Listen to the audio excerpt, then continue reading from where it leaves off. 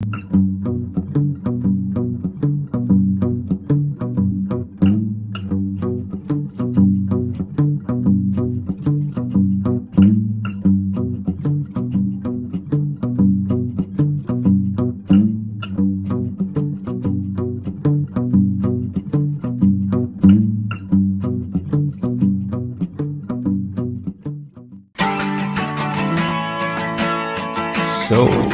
are you DTFF?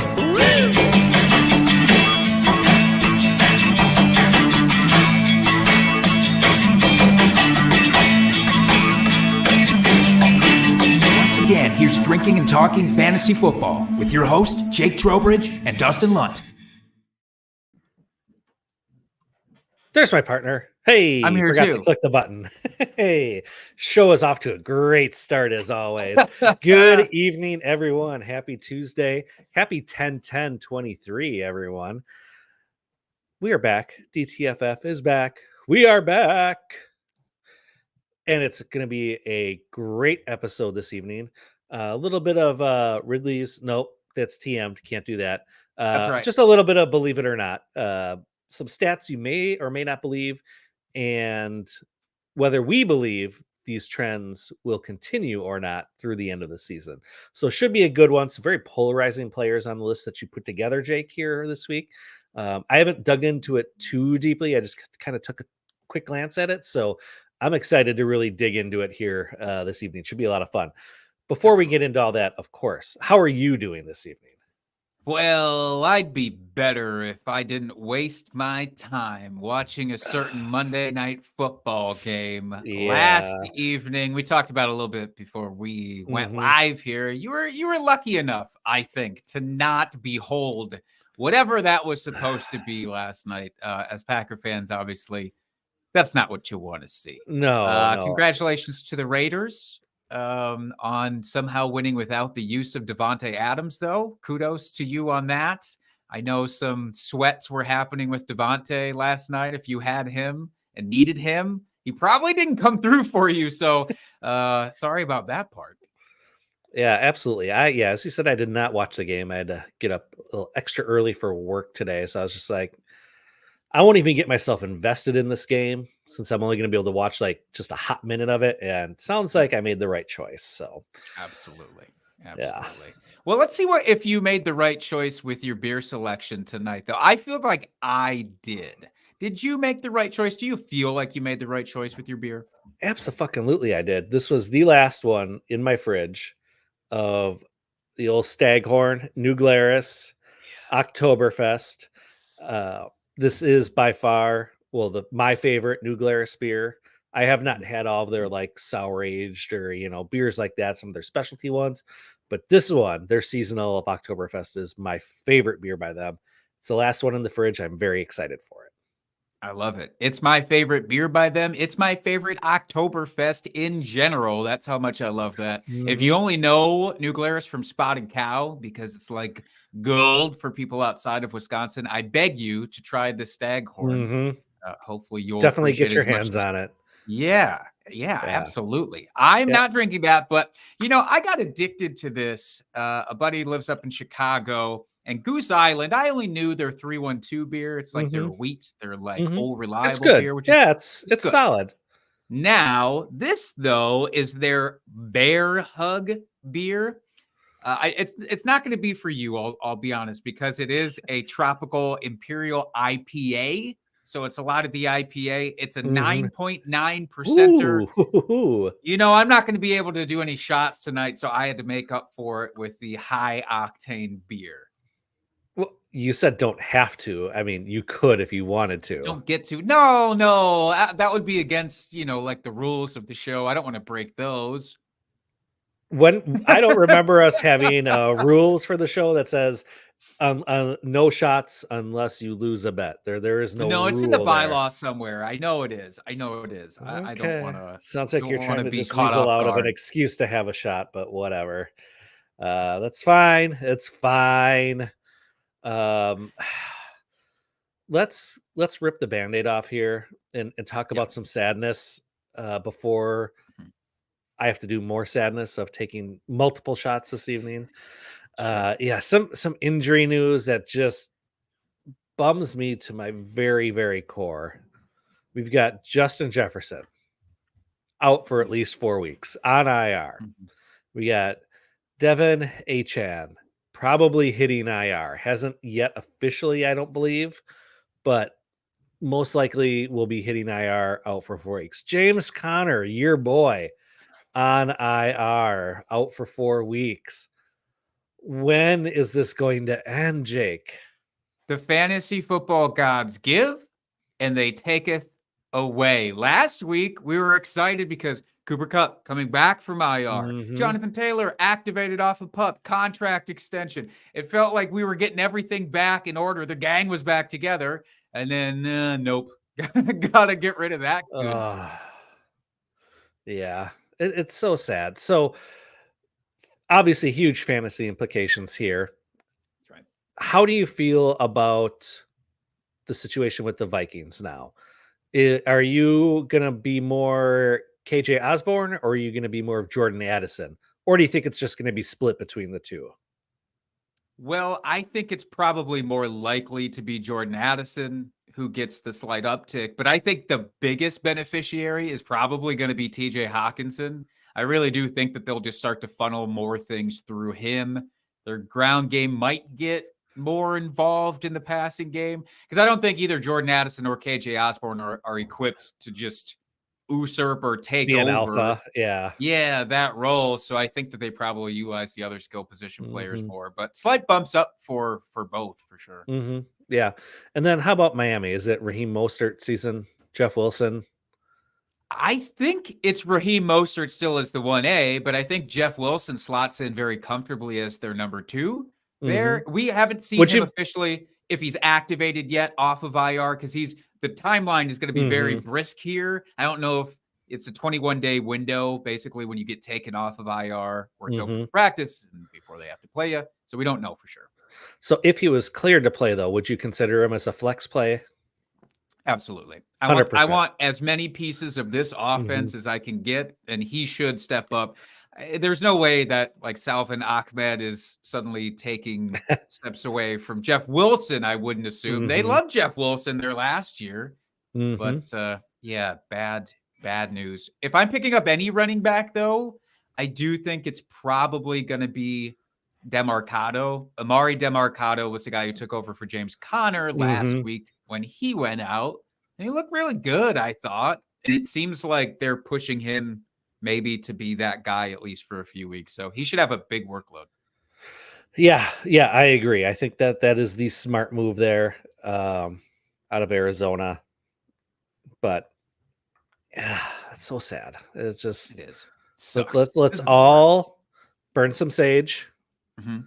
Let's do a little rain dance to the fantasy gods that no more major injuries like this happen. No more the rest of the season. Now, next week, we should be benefited with 3 equal good things happening for fantasy. So I don't know. Maybe that means Drew Brees is going to come out of retirement or something. There's got to be something that's going to counterbalance this next week. Well, here's hoping. Yeah, let's hope so. We definitely need it. All right, are you ready? Are you mentally and physically prepared to recap our shot bets plural from last week? Yeah, as ready as I'm gonna be. Well, while I let you get prepared, let's just let the listeners back in on what it was. So we started off with just one. It was your turn to offer the shot bet out. And you started by saying, let's go running back room versus running back room. Ravens versus Steelers. I had the option and I took Baltimore. Just basically thinking the more scoring opportunities for the group would be there as opposed to the Steelers. I will say my logic was actually correct for once in one of these because Jaylen Warren and Najee Harris both held out of the end zone yet again. Really, the reason that I won this one is simply because Justice Hill scored a touchdown. So it was only by a couple of points, 15.9 to 17.7 fantasy points, but it still counts. It sure does. This one wasn't nearly as gross as the last couple. I mean, it wasn't great, let's be honest, but at least we were in double digits this time.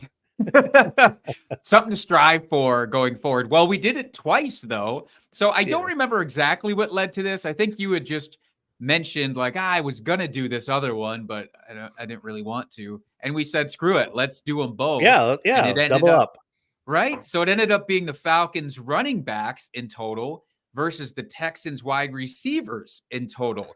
And mostly because of my Tank Dell love, I had to get the Houston wide receivers, who again narrowly defeated your Falcons running backs 23.3 points to 25.2 points. And it wasn't even Tank Dell that got the win for me. He was barely involved. Yeah, and you know this, I blame Arthur Smith because it's the one game where he decided to actually pass the ball a little bit.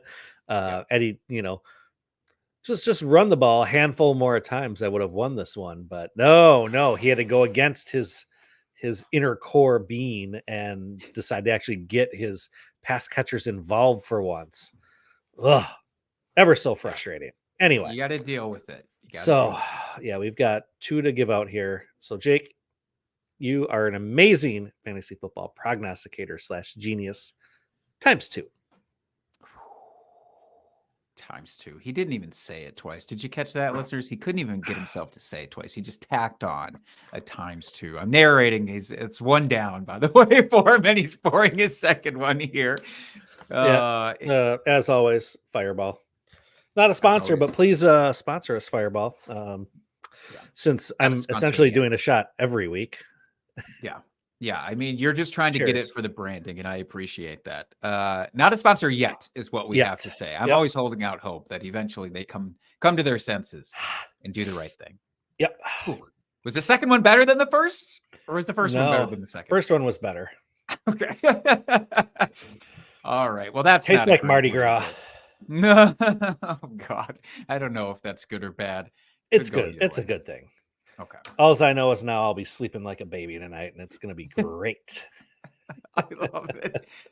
Well, why don't we go ahead and, before we jump into the meat, why don't we kick off this little different version of our favorite segment? Let's do it. Drunk Trade of the Week. Let's do it. Drunk, hammered drunk. Drunk Trade of the Week. So I say it's a little bit different. We still did not have submissions for this week. Just to call out, if you wouldn't mind, tag us on X, on social media, whatever you're using. Just go ahead when you make one of these, post about it, tag us in it. That way we get to see it. We get to share it with the world. But since that didn't happen for this last week, I had to take it on myself to make a drunk trade.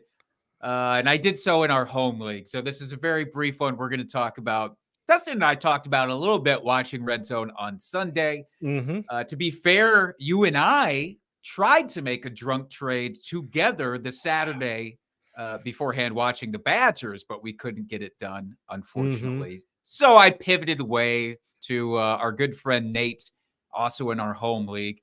And I sent out Alexander Mattison plus Marquise Brown for Breece Hall. I basically was looking to upgrade my running backs. I thought I had a pretty decent cadre, which included James Conner.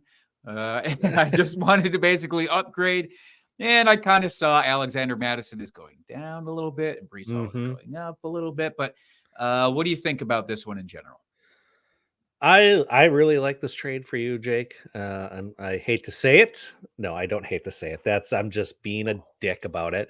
No, I do like this trade. I think Breece Hall, we knew he was going to have a slow start to the season, but he has shown flashes. He flashed again this week, looked real good, had some nice runs there. So, like you said, Madison, I don't believe he's the long-term answer in Minnesota. There's a reason why they brought in Cam Akers, so that if anything is going to be like a 50-50 split as kind of best case scenario for Madison. And Marquise Brown, I know he's one of your guys that you really love, Jake.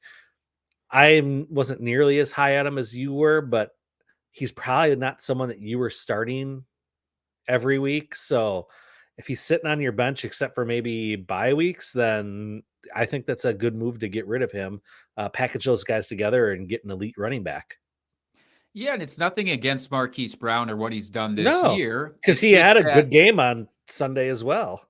yeah, and he's been fairly consistent. I don't think he's Mhm. had a single digit performance yet. I think he's been in double digits pretty much every week, or very, very close to it if he Mhm. has it. And I think he's maybe wide receiver 24 in that range at least. So he's a fringe wide receiver 2, if not an official wide receiver 2. So he can definitely make his way. Like in Nate's lineup, he needed somebody like him, at least in my opinion, to be able to slot in and week out. So that part made sense.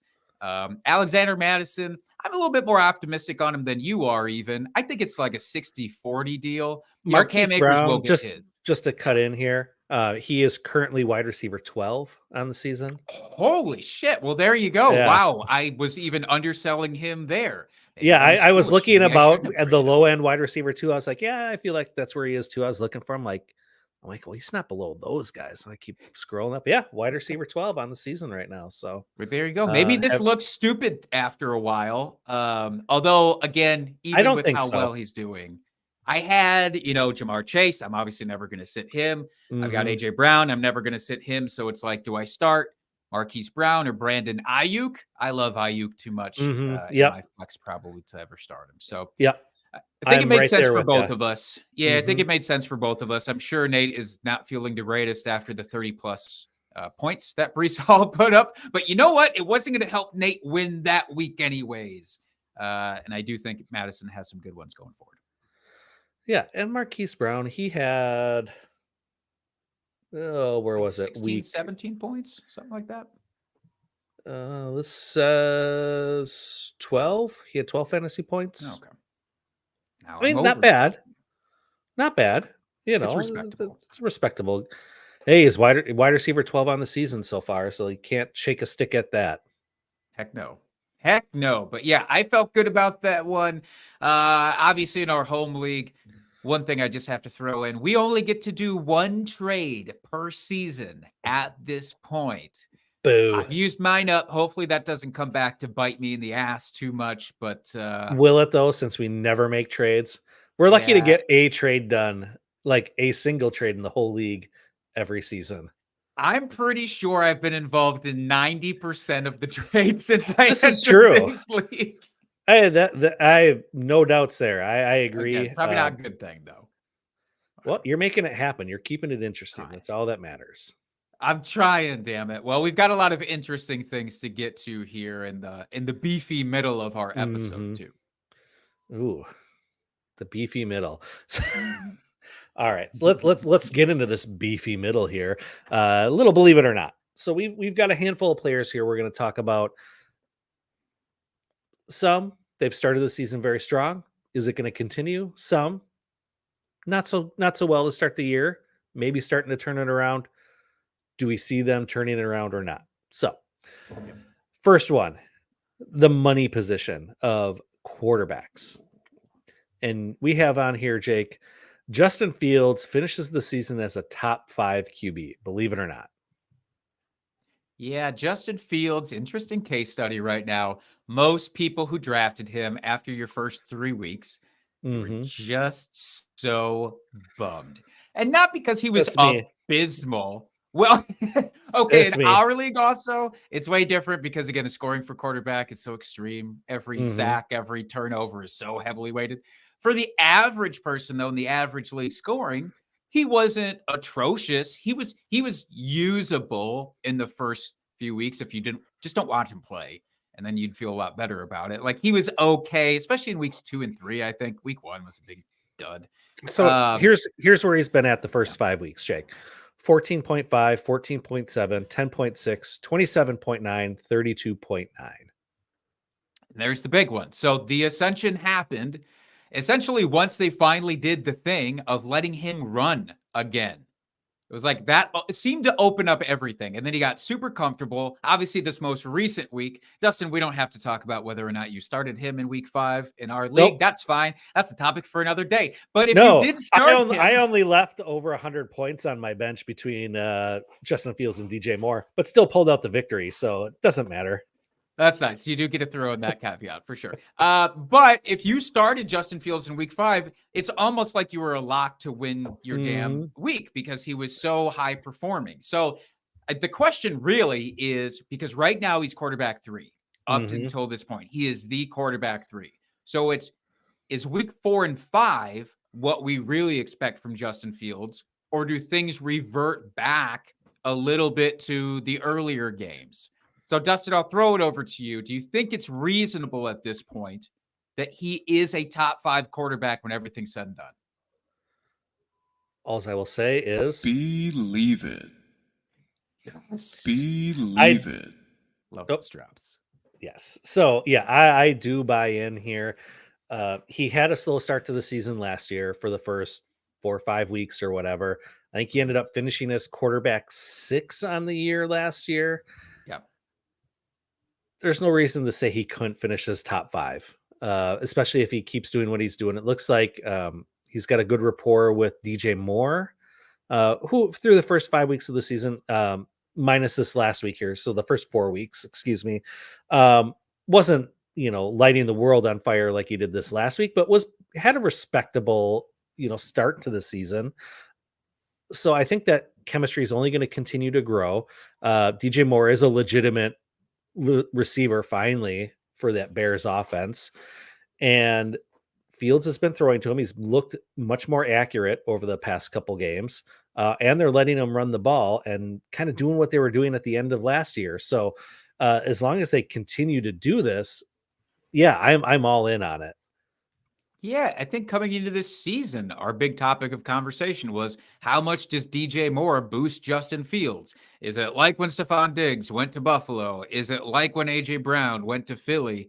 And I don't know if we were projecting that. Like, I was a little bit more timid, but you had to assume it helped him at least a little bit. And if he's quarterback 6 at the end of last year, sure, quarterback 5 seems completely fair and reasonable. So Absolutely. Because of that, I too... Oh, it didn't work. I thought I was so excited, and I got nothing. Believe it. There we go. Oh, God. Too little, too late, though. But I do believe that Justin Fields finishes as a top 5 quarterback. If he doesn't, he'll probably be right on the fringes at, QB6. Yeah. I think at worst, he's, like out just a hair outside the top 5. But with the way he's lighting it up the last couple weeks, there's no reason to see why he wouldn't. So moving on to our next topic of discussion here, JT. We talked about him last week, coming back off his injury, coming off the PUP, big brand new extension. Is he RB1 for the rest of the season? And Jake, I'm going to let you start this one. So when he came back and we got all the good news in quick succession, off the PUP, got the contract so fast. It's like, okay. The worries about Jonathan Taylor are officially put to rest, because my thought was they can activate him all they want, but until I see that guy actually out on the football field, I'm not even going to believe that he's going to play for them because of all the contract dispute shenanigans that were going on. So flash forward to last week, he was technically on the field, but it wasn't very often. It was 15% of the offensive snaps that he played. Zach Moss, meanwhile, just absolutely crushing 23 carries, almost 200 total yards, and 2 touchdowns. So my philosophy initially seeing that was, well, they're just easing Jonathan Taylor back in. They're not rushing him out there because they just paid him all this money. I think I've galaxy brained this even more, Dustin. So that's where we left it ourselves talking, I think, on Sunday was kind of that. Now, after seeing Zach Moss, do you think it's possible they're just so trying to showcase Zach Moss for a trade? Going, look, here's this other incredible running back asset that we have. Don't you also want him? And now with these other injuries, it kind of makes it even more interesting. Do you think that that's a possibility? I mean, it's always a possibility, but can you also have too many good players on your team? No. Most people would say no. Especially since JT, is coming back from injury. I know it wasn't a super serious injury. It's not like it was an ACL or Achilles or anything like that, But I mean, he was sidelined basically all summer and, through the first 4 weeks of the season. They just paid him a boatload of money for a running back contract. Do they want to risk that? I don't know. I mean, and I don't think Moss has that big a contract where it's prohibitive to have him on the roster through the end of the year. So it's just like, if he's playing well in the system, why not keep him on the roster? If JT struggles for any reason, well, at least you got Moss that's been playing well. So I don't know that they would do that. I mean, I suppose that's an option. 100% it is. I just don't know that it'll happen. I mean, you don't typically see in-season trades for running backs all that often. I know McCaffrey. Don't give me that look. Don't give me that look. Just happened not that long ago. But yeah, I like I said, I'm sure I'm galaxy braiding this a little bit too much. All this is really to say, I do think if we're just looking at this coming week 6 through the end of the regular season, I think when it's said and done, he is a top 12 running back. Do I think that he's a locked and loaded every week kind of guy, though? I have my doubts. I think he'll even himself out, but I'm sure there's going to be weeks where he disappoints you because maybe there is a slight injury concern, and then maybe they do lean into Zach Moss, supposing that he stays on the roster again. So I'm not fully convinced, but what about you? No, I mean, if we're looking at just the rest of the season, points per game, RB1. Not. I just don't see. I think Zach Moss has been playing extremely well. Extremely well. He is the hot hand. And especially with Richardson questionable now, they're going to want to probably rely on their running game a little bit more. And over the next couple weeks, they're probably still going to want to ease JT back. Again, they don't want to ruin their investment long term here. So I don't believe it. I think after this year, moving forward, especially for Dynasty, no concerns. He is the guy. But for this year, I have concerns. So I'm not buying it. Fair enough. Well, we're a little bit split there then. Mine is cautiously optimistic. Yes, running back 1, top 12 guy, but a little bit uneven. And you're just saying, nope, not freaking happening. Nope. All right. Next, moving on to the wide receiver room here. We've got Puka Nacua, one of the most delightful stories of this football season. He's going to continue to be a wide receiver 1 the rest of the season. So starting week 6 through the end of the year, going to be wide receiver 1. A wide receiver 1. Right. Not the. That's right. Not the. A top 12 wide receiver. Yeah. I'll start with this one, Jake, and I'm gonna go. Not. Is it really because you believe that, or do you just want to hear that not? Because it's a pretty great not. It's both, but no. Okay. No. I really truly do believe this. Cooper Kupp's coming back. We saw he had 0 limitations coming back this last week. I don't think the Rams offense is that good to be sustaining 2 number 1 wide receivers this season. I get they're going to be playing from behind most games, and I just don't believe it. He's going to be very good. He's going to be usable every single week in fantasy. I would not sit him. But Cooper Kupp is going to be the guy on this offense, and he's going to be the one that I will throw my chips in at, let's say. I think we're going to diverge again, and I'm going to say... Believe it. And again, it's going to be very close, but I envision this, and this is nothing new. This isn't me reinventing the wheel. I envision this a little bit more as a Cooper Kupp, Robert Woods type of situation, or a Robert Woods, Brandon Cooks situation. There is a guy that you absolutely want at the top of the heap. And yes, I think that's still Cooper Kupp, but I still think Puka Nacua ends up being a very worthy competitor. And I think that everybody else just gets erased. I think Tutu Atwell, for example, is going to be like great. Throw him in out of desperation if you just absolutely need Gabe Davis type of flex, but he's not going to be anything else beyond that. Whereas Puka Nacua, I think, can still be that, exactly because you said they're going to be throwing a lot. Matthew Stafford can throw a lot and throw accurately, and they're both such good route runners. So Puka Nacua in the first 4 weeks, by the way, was the wide receiver 4 without Cooper Kupp. Cooper Kupp comes back last week. It's his first week in, but with no limitations. And Puka Nacua is the wide receiver 11. That's much more realistic. He's going to be a fringe wide receiver 1, but I think he's good enough and the game scripts will be there enough for him to just sneak in. And he's still in my lineup every single week. I think that's the most 100%. Yeah, oh, right? yeah. Yeah, you're not taking him out. No. He is a must play every single week unless something drastically changes. Yeah. But I just don't believe he will be a wide receiver 1 for the rest of the season. And let's throw an addendum. I've had a lot of people asking me, should I trade Puka Nacua? Is now the time to trade him because he did do well with Cooper Kupp in the lineup?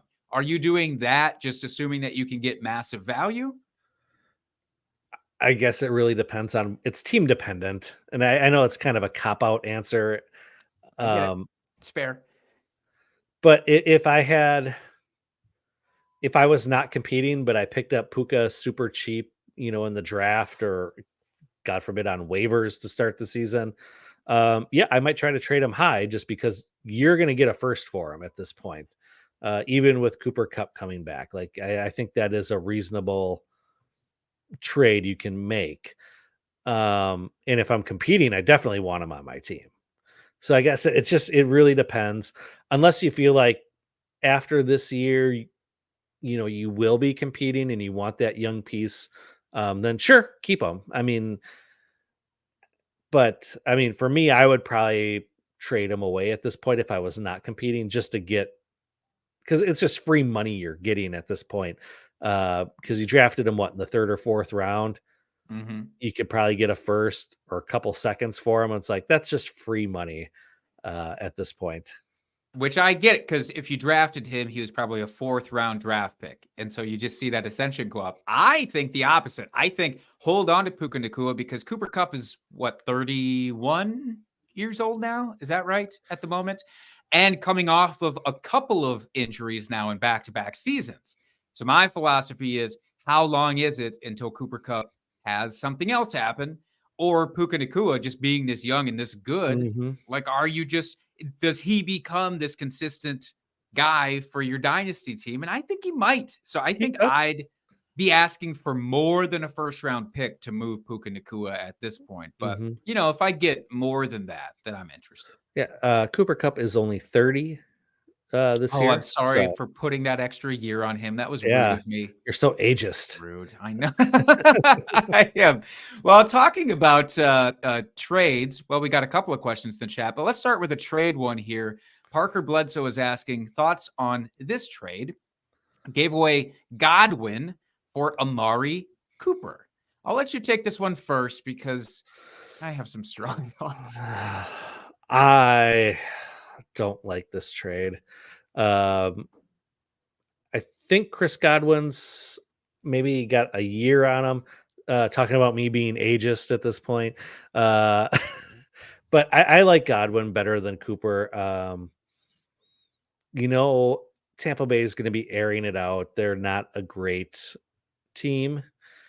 And Amari Cooper, I just don't like that Cleveland situation at all. I talked about it last week as one of my guys to cut bait on. So I would be Team Godwin on this end of it. How about you, Jake? Well, it's a thing that we didn't talk about at the top of this episode. Deshaun Watson might not even play again this week. It really feels like there's an unraveling happening with him and his contract. I know some talked about there's an out potentially for Cleveland with his contract. It's a very interesting thing that they could pursue. It seems like maybe they're considering it. With Amari Cooper and those backups for this year, if this is redraft, let's say, I would rather have Amari Cooper by a slim margin, only because Mike Evans is the guy for Baker Mayfield. So unless there's a quarterback change happening in Tampa at the middle point of this season, and there could be, But until there is, I want Mike Evans. I want nothing to do with Godwin because I think he's too inconsistent. Amari Cooper, take your 10 to 12 points, I guess, and be happy with that, in most weeks. So redraft, I'd still barely rather have Cooper. In Dynasty, it's Godwin by a mile, by an absolute mile. So, Jake, does this change anything for you? I was just looking up the stats, and Amari Cooper is currently wide receiver 43 on the season with 49.9 points. Chris Godwin, wide receiver 44 with 48.5. So they are like real close so far. All of Godwin's production came in that week with Mike Evans dinged up and out, though, pretty much. I think it was like 50% of his fantasy points came from that week. So once Mike Evans is back, I don't know. And then I'm just off of him again. But that's a good point. I mean, if you're just looking for the ride the wave kind of thing and take the boom in the bus, maybe it is Godwin.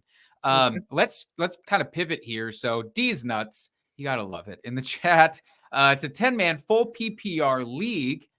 Tutu and Montgomery in a trade for Davante Adams.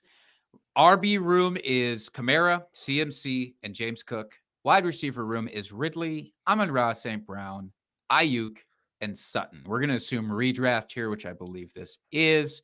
So Tutu and Monty or Davante Adams for you. Ooh, this one is tough. Right away, my initial gut feeling was Davante Adams. You always want the more elite asset in a trade, especially in a 10-man or a 10-team league. You want those elite players. So I guess I'll go with my gut on this and say Davante. Although you've got Monty, he's going to be getting that run. He's going to be getting those touchdowns. Spoiler, we're going to be chatting about him in a little bit here. So maybe D's nuts. If you hang around here, you will really get the hey, look what I did there. You'll get the full scoop from us. But I think because it is a 10-person league, you do have Kamara and CMC. James Cook does look surprisingly well.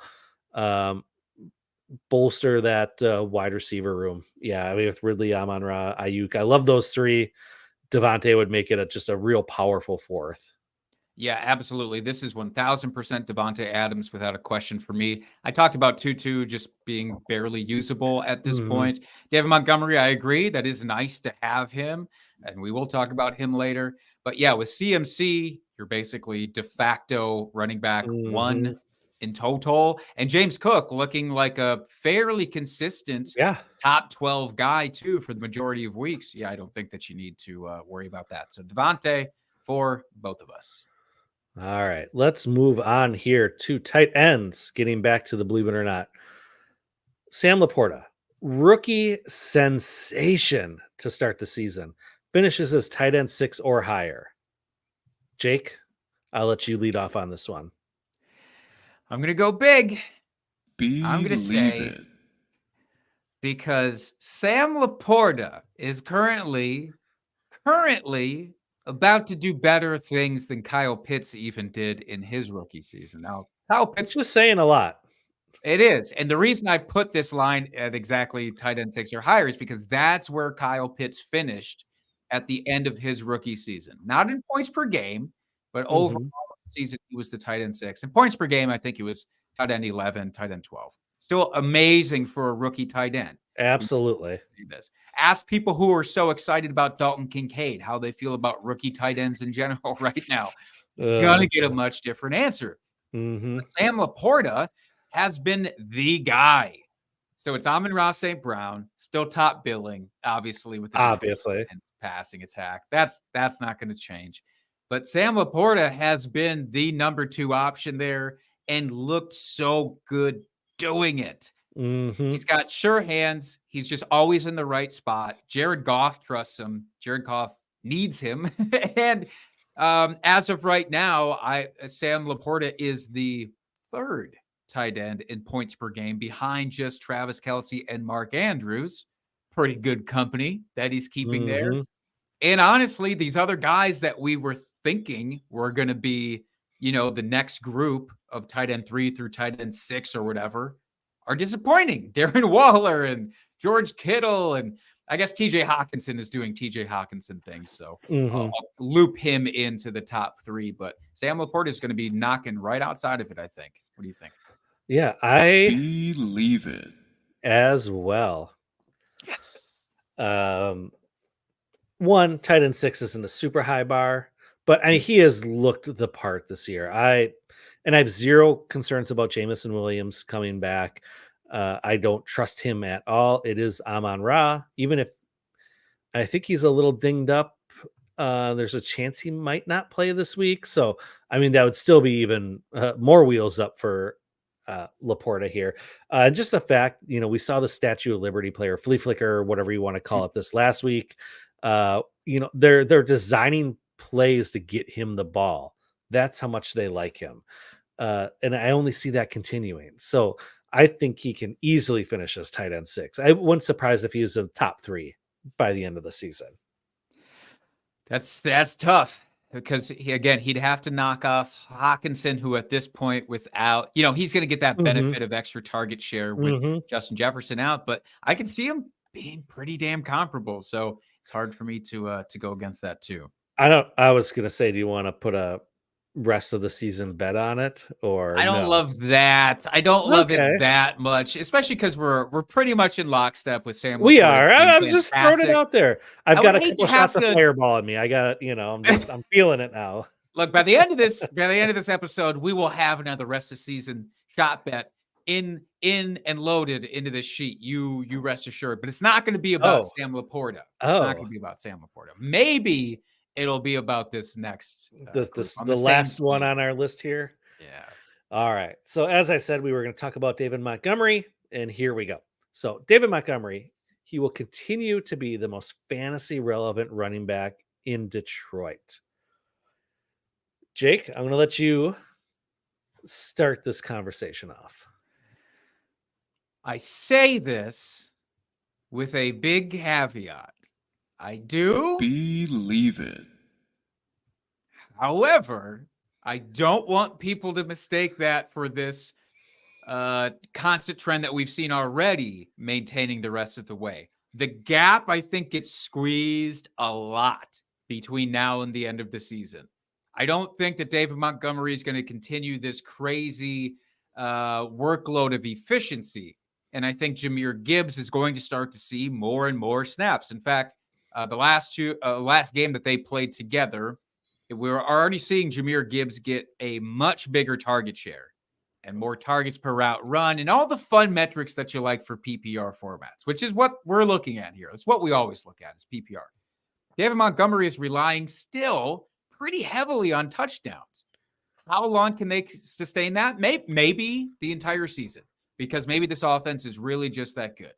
And now that Jamison Williams is in the fold and they have more weapons, they'll just see more and more scoring opportunities. Or maybe we start to see Jahmyr Gibbs leak away at some of that because he's too good to be kept off the field for too long. I don't know. I think Jahmyr Gibbs and David Montgomery from here until the end of the season are within 10 spots of each other. But what do you think? I believe it as well. When you look at the Detroit Lions and what they did last year, they had DeAndre Swift, Jahmyr Gibbs. They had Jamal Williams, David Montgomery. Jamal Williams outscored DeAndre Swift last year. And granted, DeAndre Swift missed like 3 games or something like that, but still outscored him by like 30 points. I mean, it wasn't like it was like, 5 points or, on the back of 17 touchdowns. Oh, and how many does David Montgomery already have on the season? But that's my point is, can that continue to that level? I guess. I think it can. So he's already got 6 touchdowns on the season, 6 in 5 weeks. This offense has been electric. They were electric last year. They had Amon-Ra last year. Mm-hmm. They had Jamison Williams for only part of the year last year. For like 2 games. 2 games. Yeah. I know. But I'm just saying, like, a lot of the offensive pieces are the same. Yeah, Laporta's there. He's been an inspiration. They traded away Hawkinson midway point, through the year last year. but a lot of the pieces are still the same. Their offensive philosophy is still the same. You're seeing David Montgomery picking up right where Jamal Williams left off. Why would they move away from that if it's worked for the last 1 1/3 seasons? I just don't see that happening. I think that David Montgomery will be the goal line back, and Jahmyr Gibbs, if he's going to score touchdowns, it's going to be breaking off a long run, or it's going to be a receiving touchdown, and that's how it's going to be. But Jahmyr Gibbs will get a lot of the receiving work, between the 20s, but inside the 20, it's going to be David Montgomery, and he will probably have 17 touchdowns at the end of the season. Was interesting. The one stat I left off in week 4 when they were both on the field together, or the majority, Jahmyr Gibbs finally saw more short down and distance work. So that's where I start to think like, yeah, David Montgomery is a workhorse. In fact, I'm arguing against myself. All offseason, I was like, David Montgomery, they brought him in because he's a better workhorse than Jamal Williams, so they want to give him the work. But it just feels like Jahmyr Gibbs, when you keep seeing it over and over, how good he is every time he gets the ball. So you guys can't ignore that either. And eventually, defenses have to start playing towards one guy more than the other guy. And maybe it opens up opportunities for the other guy. So we're in agreement at the core of this, which is still David Montgomery above Jahmyr Gibbs the rest of the way. I just think we're not as close together in terms of how close they're going to finish. So let me post you a shot bet for the rest of this season. Okay. Right? From week 6 onward, I say that the gap in terms of their points per game rank is within 10 spots of each other. Do you say within that or without of that? Within 10 spots of each other. Then 10 spots. So let's say David Montgomery is the RB8. Jahmyr Gibbs is going to be the RB18 or above. That's I'll take that. All right. That's a fun one. I'll mark that one down. We'll add that onto the list. We needed something. Absolutely.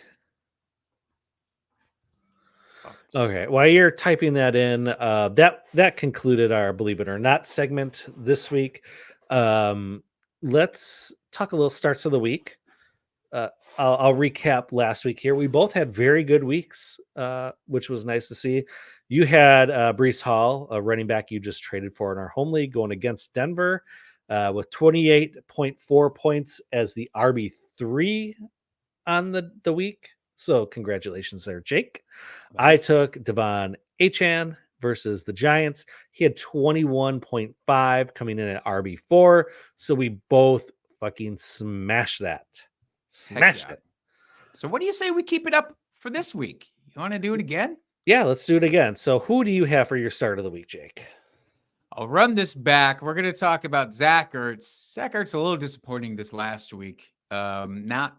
Not the guy that he surprisingly was for the first few games of the season, where he was kind of just absorbing targets on the regular from Josh Dobbs, who, again, I have to say it almost every week at this point. Way to go, Josh Dobbs. I was just going to say, can we just say what an amazing start to the season he's had?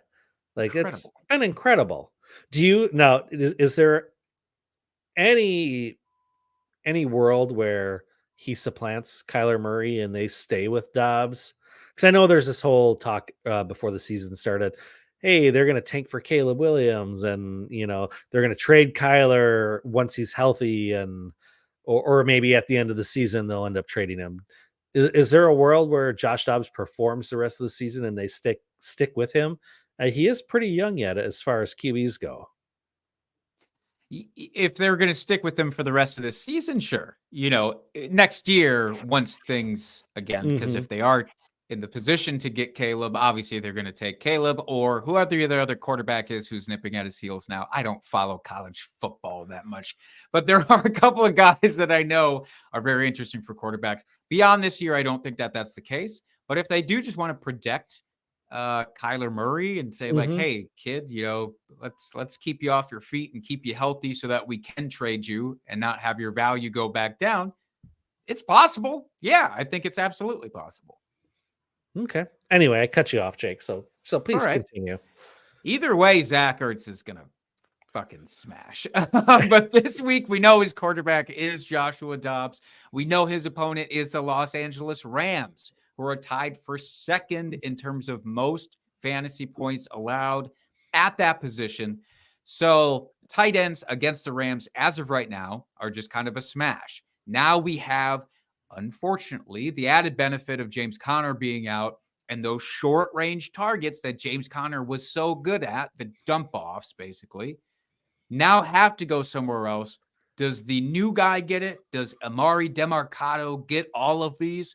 I think he'll get some, but he's not going to get the same allowance that a veteran like James Conner did, because it's very hard to trust a young running back in all of those same situations. So I think Zach Ertz is set up pretty well this week. If you throw a single touchdown into the mix, I think you're looking at a top 5 tight end. Ooh, I like that, Jake. My start of the week, I'll admit, I was looking for a start. I didn't want to do something so obvious that it was like a gimme. So I'm taking revenge game with Josh McDaniels as head coach going against his old team of New England. And I'm taking Josh Jacobs, running back, going against New England. They've been pretty pedestrian this year, their defense, getting blown out the last 2 weeks. What a great opportunity for McDaniels to show his old coach that, he is smarter than him. And I think Josh Jacobs will be handling the ball plenty in this matchup. Yeah, Josh Jacobs, weirdly, the Packers, one of the decent things they did was hold the running game somewhat at bay. Jacobs still had a respectable week. But would you say that he's absolutely going to smash his stat line from this past week? Sure. Like it. Did that sound super confident? I try to believe it. All right. Well, those are our 2 starts of the week. So fire them both up into your lineups, obviously, with some conviction. But now we get to the dirty business of what we called a beer bet for a long time. And then eventually I just changed it in the show notes because we haven't drank a beer off of this, chugged a beer in a very long time. We do shots now. Yeah. We're sophisticated gentlemen of the world. So we do shots. And so it's now a shot bet. And it is my turn to offer up the shot bet. I will tell you, my first one was quarterback versus quarterback. It was Kirk Cousins versus Justin Fields, which would have been a lot of fun. But then Justin Jefferson's news came down, and that's not so fun anymore. So I pivoted to a former Viking, currently with the Panthers, going against the Miami Dolphins, Adam Thielen versus Jalen Waddle. If we did this in week 1, it would have been the dumbest fucking thing that anybody said on this show in a long time.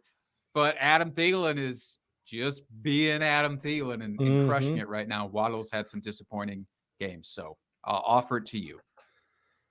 Oh, let's see here.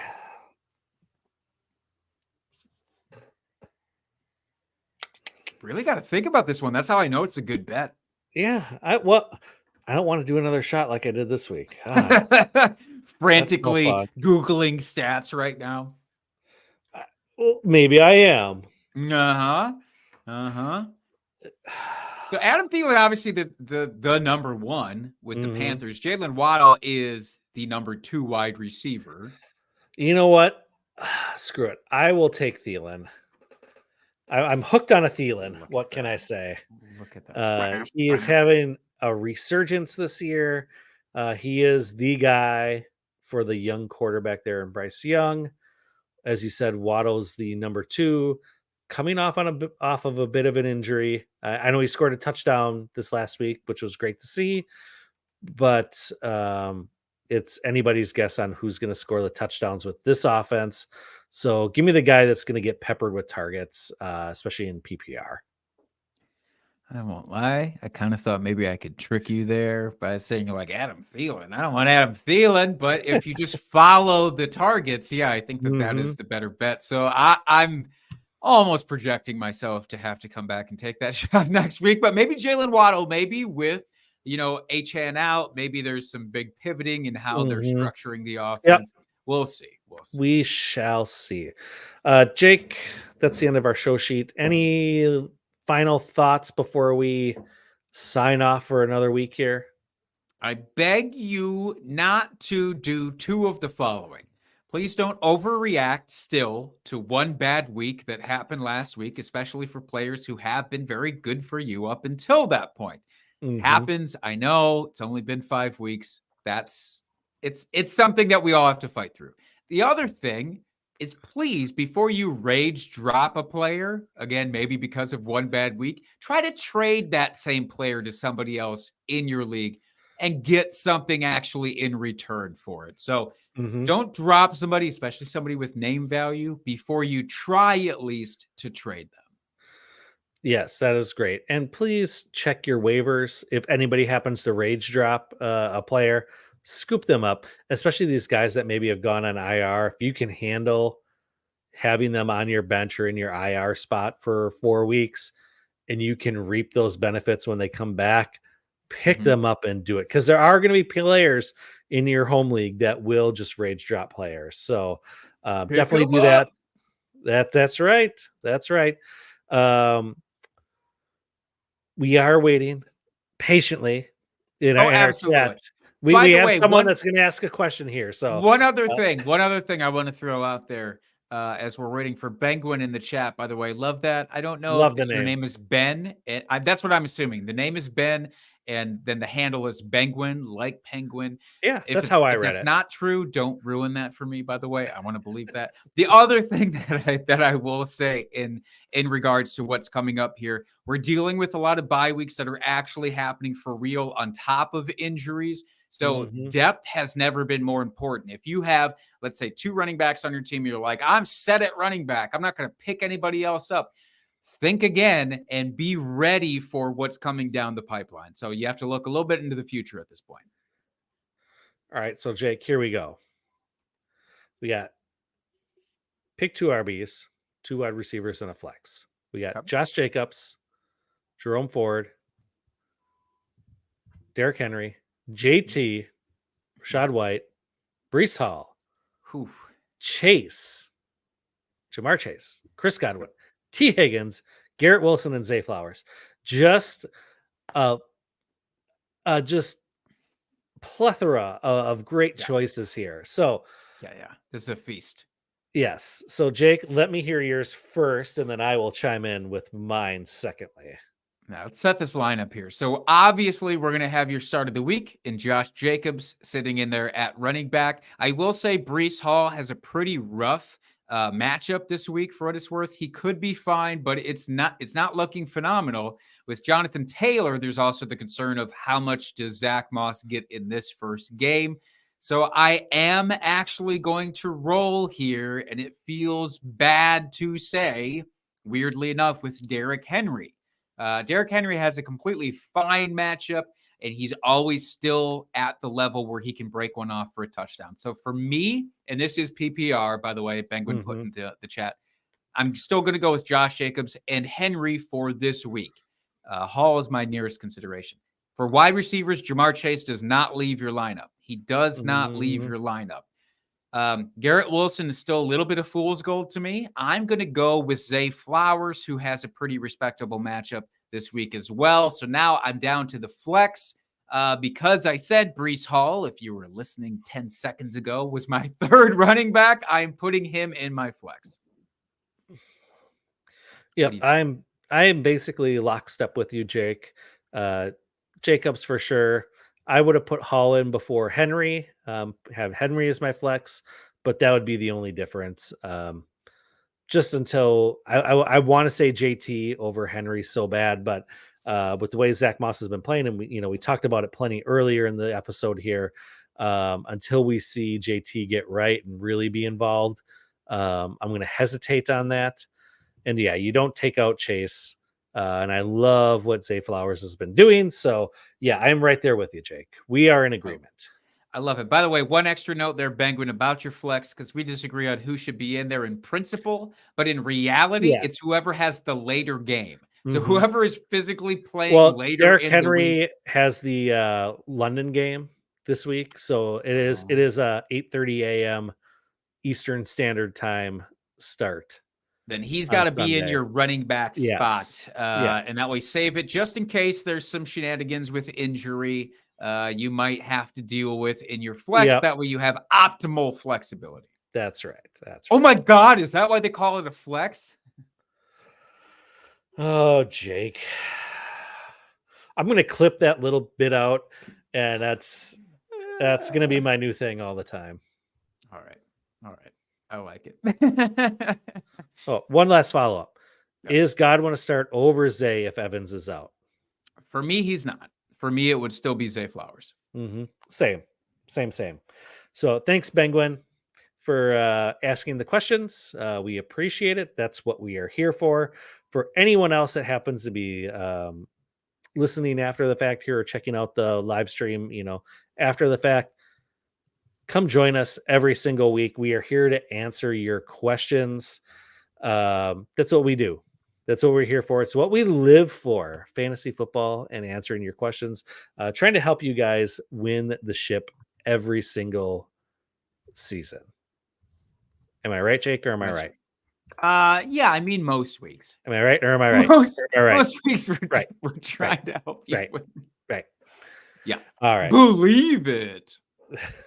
All right. So we do have two teams on bye this week, the Green Bay Packers and the Pittsburgh Steelers. So do not start any of those players from either of those teams, because they will score you 0 points, which is not the idea you want to have. As always, folks, go give us a rate and review, 5 stars. You know the drill. Subscribe to us on YouTube. You find us live every single week. You can interact with us. And I think that'll do it for this week. Do you feel good, Jake? I feel great. Amazing. So do I. And until next week, folks, keep checking and talking fantasy football. Cheers, FFers.